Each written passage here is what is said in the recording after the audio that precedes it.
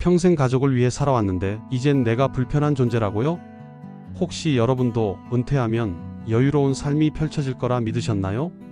저도 그랬습니다. 아니, 정말로 그렇게 될 줄 알았습니다. 고등학교 졸업 후 악착같이 공부해 공무원 시험에 합격했습니다. 정년까지 묵묵히 버텼고 성실히 일했습니다. 덕분에 다달이 나오는 연금도 있고 많지는 않지만 약간의 저축도 했죠. 퇴직하는 날 아침 저는 생각했습니다. 이제는 아내랑 여행도 가고 맛집도 다니고 여유롭게 지내야지. 그동안 참았던 것들이 떠올랐습니다. 20대에는 친구들 여행 한번 따라가지 못했고 30대에는 아이들 교육비에 허덕이며 일만 했습니다. 40대에는 건강을 돌볼 틈도 없이 야근에 주말 근무까지 했죠. 그렇게 달려온 인생이었습니다. 그런데 현실은요, 참 다르더군요. 퇴직 첫 달 저는 여전히 새벽 6시에 눈을 떴습니다. 30년 동안 몸에 밴 습관은 쉽게 사라지지 않았죠.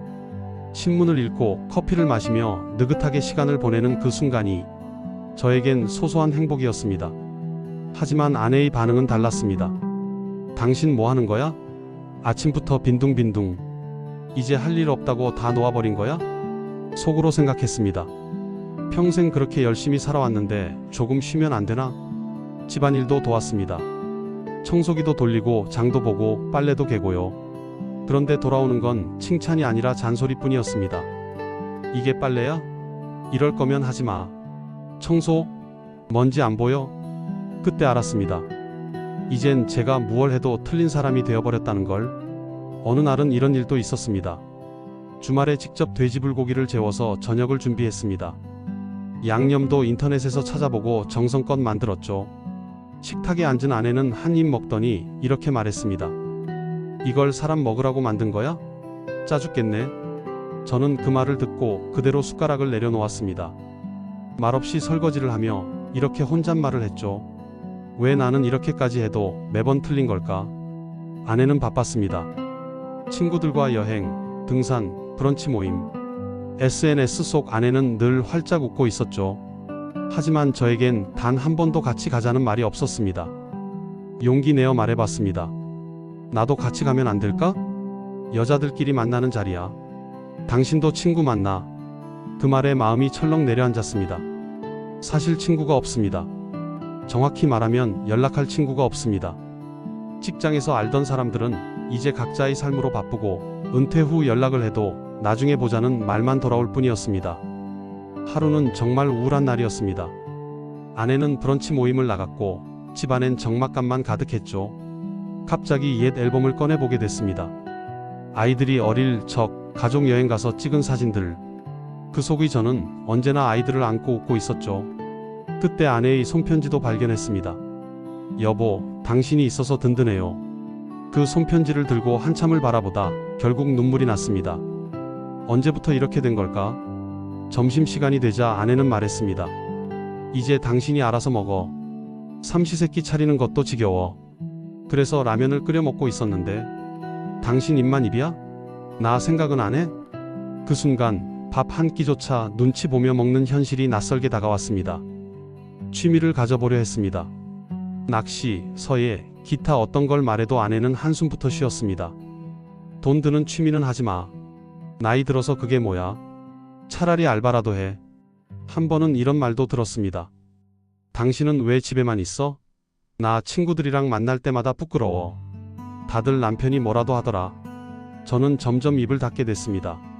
말해봤자 상처만 쌓였습니다. 어느 날엔 집 앞 벤치에 앉아 멍하니 앉아 있었습니다.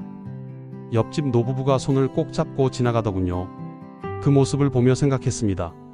저렇게 늙어가는 게 나의 바람이었는데 친구들과도 자연스럽게 멀어졌습니다. 직장 생활하면서 친했던 동료들도 이제는 연락이 뜸해졌고 모임에 나가면 다들 하는 말이 아직도 뭐 안 해? 였습니다. 심지어 작은 손주까지도 이렇게 말했습니다. 할아버지, 왜 아무 일도 안 해요? 아이들도 처음엔 걱정해주는 듯 했지만 나중엔 아버지도 뭔가 하시는 게 좋지 않겠어요? 라고 말했습니다. 그 말이 틀린 건 아니었지만 저는 점점 스스로의 존재 이유를 잃어가는 느낌이 들었습니다. 결정적인 건 어느 저녁이었습니다. 아내는 말했습니다. 집에만 있지 말고 경비 자리라도 알아봐. 연금만으론 부족해. 생각 좀 해. 그때 저는 비로소 인정하게 됐습니다. 아, 나는 이제 가족의 동반자가 아니라 쓸모없는 존재가 되어버렸구나. 가족 모임 자리에서도 아내는 말했습니다. 너희 아버지 요즘 하루 종일 집에서 빈둥거려. 그깟 연금으로 뭘 해? 손주가 물었습니다. 할아버지, 이제 일 안 해요? 웃으려 했지만 웃을 수 없었습니다. 그날 밤 저는 결심했습니다. 이대로는 안 된다. 아내가 여행을 간 사이 저는 변호사 사무실을 찾았습니다. 이혼을 원합니다. 변호사는 말했습니다. 집, 저축, 연금 모두 재산분할 대상입니다. 절반은 아내 몫입니다. 순간 억울했지만 마음을 다잡았습니다. 그래도 자유를 얻을 수 있다면 그게 더 중요하죠. 아내가 돌아온 날 저는 말했습니다. 이제 그만하자. 뭐라고? 이 나이에 혼자 살 수 있을 것 같아? 혼자가 더 편할 것 같아. 아이들은 제 결정을 존중해줬습니다. 아버지, 힘든 결정이셨겠지만 본인을 위한 선택이라면 응원해요. 혼자 살기 시작했습니다. 작은 원룸에서. 처음엔 서툴렀습니다.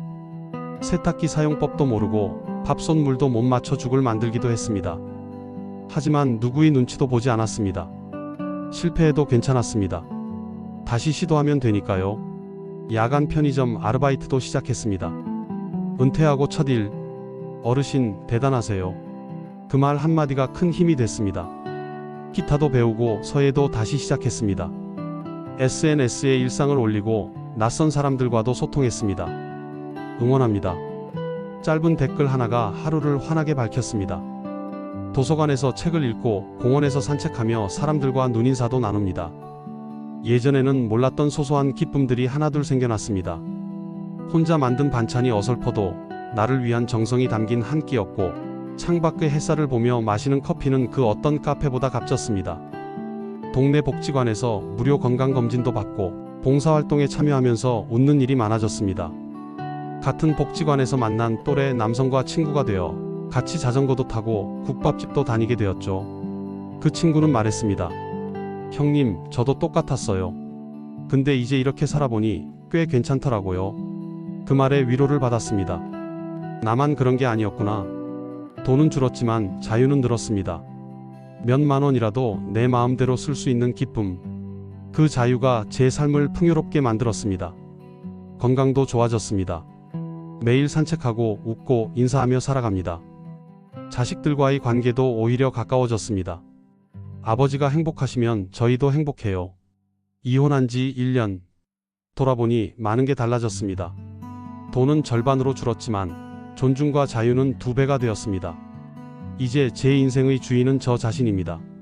노후란 누군가에게 의존해서 얻는 안락함이 아니라 스스로에게 솔직해지는 시간이라는 걸 지금은 압니다.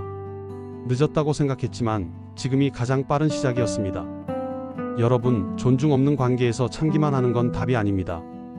대화를 해도 아무것도 변하지 않는다면 스스로를 위해 새로운 선택을 할 용기가 필요합니다. 남은 인생만큼은 나 자신을 위해 살아가세요. 혹시 제 이야기가 마음에 닿았다면 구독과 좋아요로 응원해주세요. 그리고 여러분의 이야기도 들려주세요. 댓글로 나눠주신다면 또 다른 누군가에게 큰 힘이 될 수 있습니다.